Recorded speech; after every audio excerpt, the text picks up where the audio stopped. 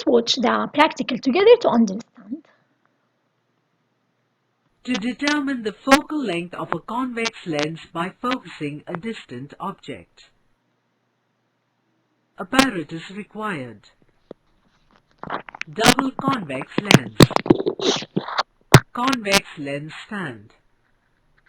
Glass screen fitted with stiff white cardboard. Meter scale. Procedure. Locate some distant building or a tree from the window of your laboratory. Place the meter scale in the direction of the object. Place a convex lens duly mounted on a lens stand vertically along the meter scale such that the midpoint of its base is at 5 cm mark. Place the white screen behind the lens such that the base of lens stand and screen remain in line with scale. Move the screen backward or forward till a sharp, inverted and diminished image of the distant object is formed on it. Read and record the position of the lens and the screen by looking vertically down at the midpoint of their bases when a well-defined sharp image is formed on the screen. The distance between the position of the lens and screen is equal to the focal length of convex lens. Record the focal length of lens. Repeat the experiment by placing convex lens at. What did they do in this experiment? They want to find the focal. They wanted to find the focal length of a convex lens. So they chose a very far object. This house, look how it's far away from the lens. Okay, because we said we want to choose very far distant object or distant object because the rays when they reach the lens they will reach the lens parallel. When they reach the lens parallel, what will happen to them? All of them they will meet at one point. Okay, that's what happened. Then Such they that the put the base. screen and they moved it until they Read saw and a record. clear image of the object. In this case, they knew that this is the place of focal of the focal principal focus. Okay, because all the rays they meet at this point and form the image. So they measured the distance between the lens and the distance of the screen. Okay, this distance is the focal length. Okay, good. The second experiment we have here is to know how images formed by a converging lens. Let's watch this video and understand. Focus please at this video.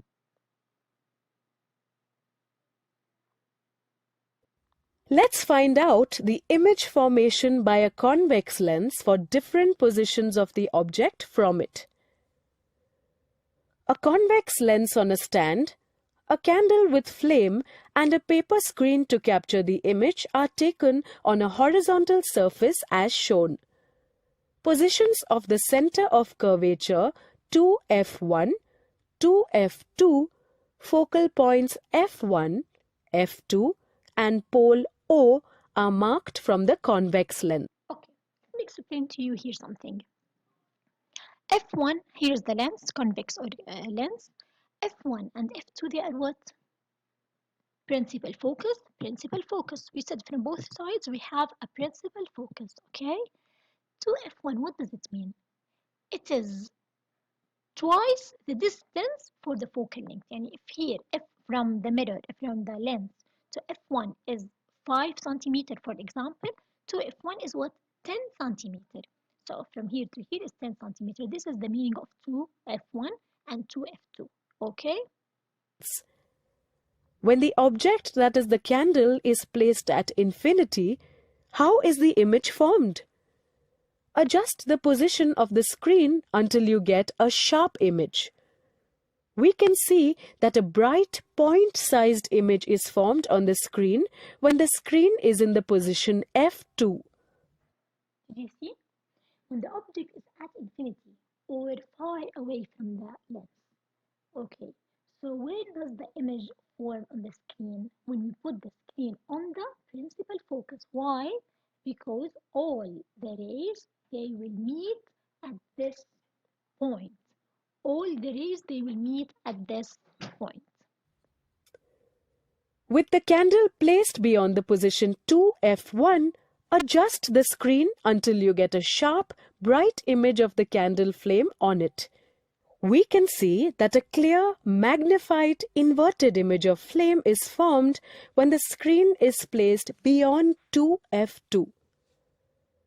With the candle placed at F1, adjust the position of the screen. We can see that our image could not be captured on the screen at a very large distance. This can be verified with the help of ray diagram. Here, we can see that a highly enlarged image is formed at infinity. With the candle placed between F1 and O, adjust the position of the screen. Here, we can't capture the image on the screen. From the ray diagram, we can see that the image can't be formed behind the lens. Thus, it is a virtual image. Hence, we find that image formed by the convex lens is real or virtual, magnified, same-sized or diminished, erect or inverted for different positions of the object. Okay, girls, I hope that this practical work is clear. Watch it again and again until you understand.